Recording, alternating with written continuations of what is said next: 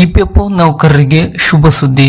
ಈ ನೌಕರರ ಬಹುಕಾಲದ ಬೇಡಿಕೆಯಾದ ಪಿಂಚಣಿ ಪರಿಷ್ಕರಣೆ ಬಗ್ಗೆ ಲೋಕಸಭೆಯಲ್ಲಿ ಸಂಸದರೊಬ್ಬರು ಆಡಳಿತ ಪಕ್ಷಕ್ಕೆ ಪ್ರಶ್ನೆ ಮಾಡಿದ್ದಾರೆ. ಇದರನ್ವಯ ಪಿಂಚಣಿ ಏರಿಕೆ ಶೀಘ್ರದಲ್ಲೇ ಅಲ್ಲದಿದ್ದರೂ ಮುಂದಿನ ದಿನಗಳಲ್ಲಿ ಹೆಚ್ಚಳವಾಗುವ ಸಾಧ್ಯತೆ ಉಂಟು. ಅಷ್ಟಕ್ಕೂ ಲೋಕಸಭೆಯಲ್ಲಿ ಇಪಿಎಫ್ಒ ಪಿಂಚಣಿ ಹೆಚ್ಚಳದ ಬಗ್ಗೆ ಸಂಬಂಧಪಟ್ಟ ಮಾಹಿತಿಯ ವಿವರ ಇಲ್ಲಿವೆ. ಪೂರ್ತಿ ವಿಡಿಯೋ ನೋಡಿ ಹಾಗೂ ಇಪಿಎಫ್ಒಗೆ ಸಂಬಂಧಪಟ್ಟಂತ ಹೊಸ ಅಪ್ಡೇಟ್ನ ಮಾಹಿತಿಗಳಿಗಾಗಿ ನಮ್ಮ ಚಾನಲ್ ಅನ್ನ ಸಬ್ಸ್ಕ್ರೈಬ್ ಮಾಡಿ.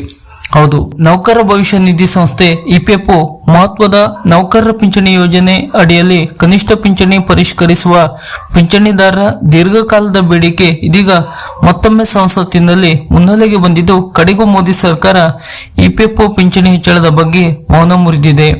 ಇತ್ತೀಚೆಗೆ ಲೋಕಸಭೆಯಲ್ಲಿ ಸಂಸದ ಎನ್.ಕೆ. ಪ್ರೇಮಚಂದನ್ ಕೇಳಿದ ಪ್ರಶ್ನೆಗೆ ಲಿಖಿತ ಉತ್ತರ ನೀಡಿದ ಕಾರ್ಮಿಕ ಮತ್ತು ಉದ್ಯೋಗ ಸಚಿವ ಡಾಕ್ಟರ್ ಮನ್ಸುಖ್ ಮಾಂಡವೀಯ ಪಿಂಚಣಿ ಪರಿಷ್ಕರಣೆ ಕುರಿತು ಸ್ಪಷ್ಟನೆಯನ್ನು ನೀಡಿದ್ದಾರೆ.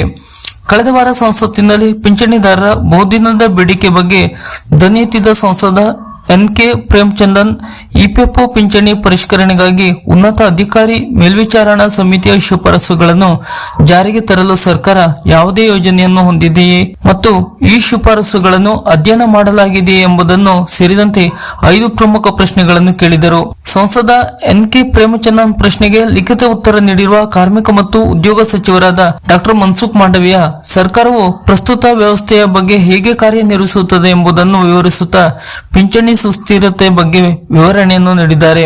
ಆದರೆ ಕನಿಷ್ಠ ಪಿಂಚಣಿ ಏರಿಕೆ ಅಥವಾ ಅನುಷ್ಠಾನ ಸಮಿತಿಯ ಶಿಫಾರಸುಗಳನ್ನು ಪರಿಷ್ಕರಿಸಲು ಸರ್ಕಾರ ತಕ್ಷಣದ ಕ್ರಮದ ಯಾವುದೇ ಮಾಹಿತಿಯನ್ನು ನೀಡಿಲ್ಲ. ಸರ್ಕಾರವು ಇಪಿಎಫ್ಒ ಪಿಂಚಣಿ ಅಡಿಯಲ್ಲಿ ಈಗಾಗಲೇ ತಿಂಗಳಿಗೆ ಕನಿಷ್ಠ 1,000 ಪಿಂಚಣಿಯನ್ನು ನೀಡುತ್ತಿದೆ ಎಂದು ಕಾರ್ಮಿಕ ಸಚಿವರು ಪುನರುಚ್ಚರಿಸಿದ್ದು, ಸರ್ಕಾರವು ಪ್ರತಿ ವರ್ಷ ಇಪಿಎಫ್ಗೆ (1.16% ಕೊಡುಗೆಯನ್ನು ನೀಡುತ್ತದೆ. ಇದನ್ನು ಒಳಗೊಂಡಂತೆ ಬಜೆಟ್ ಬೆಂಬಲದ ಮೂಲಕ ಪಿಂಚಣಿದಾರರಿಗೆ ಕನಿಷ್ಠ ಪಿಂಚಣಿಯನ್ನು ಪಾವತಿಸುತ್ತದೆ ಎಂದಿದ್ದಾರೆ. ಲೋಕಸಭೆಯಲ್ಲಿ ನೀಡಿದ ಉತ್ತರದಲ್ಲೂ ಸಹ ಇಪಿಎಸ್ ಅಡಿಯಲ್ಲಿ ಕನಿಷ್ಠ ಪಿಂಚಣಿ ಹೆಚ್ಚಿಸುವ ಬಗ್ಗೆ ಸರ್ಕಾರ ತನ್ನ ನಿಲುವನ್ನು ಸ್ಪಷ್ಟಪಡಿಸಿದೆ.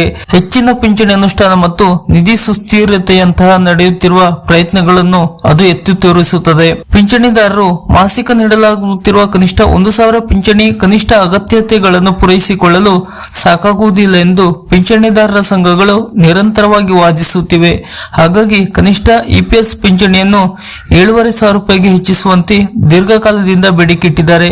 ಆದರೂ ಯಾವುದೇ ಹೆಚ್ಚಳವನ್ನು ಪಿಂಚಣಿ ನಿಧಿಯ ಆರ್ಥಿಕ ಸುಸ್ಥಿರತೆ ಮತ್ತು ಭವಿಷ್ಯದ ಹೊಣೆಗಾರಿಕೆಗಳೊಂದಿಗೆ ಸಮತೋಲನಗೊಳಿಸಬೇಕು ಎಂದು ಸರ್ಕಾರ ಸಮರ್ಥಿಸಿಕೊಂಡಿದೆ. ಅಂದರೆ ಪಿಂಚಣಿ ಹೆಚ್ಚಳದ ಬಗ್ಗೆ ಲಿಖಿತ ಉತ್ತರ ನೀಡಿದ್ದರೂ ಮುಂದಿನ ದಿನಗಳಲ್ಲಿ ಈ ಬಗ್ಗೆ ತೀರ್ಮಾನಿಸಲಾಗುವುದು ಎಂಬುದು ಮನ್ಸುಖ್ ಮಾಂಡವೀಯ ಅವರ ಉತ್ತರ. ಇಪಿಎಫ್ಒಗೆ ಸಂಬಂಧಪಟ್ಟಂತ ಹೊಸ ಅಪ್ಡೇಟ್ ಮಾಹಿತಿಗಳಿಗಾಗಿ ನಮ್ಮ ಚಾನೆಲ್ ಅನ್ನ ಸಬ್ಸ್ಕ್ರೈಬ್ ಮಾಡಿ, ನಮ್ಮನ್ನು ಕೂಡ ಬೆಂಬಲಿಸಿ. ನಮಸ್ಕಾರ.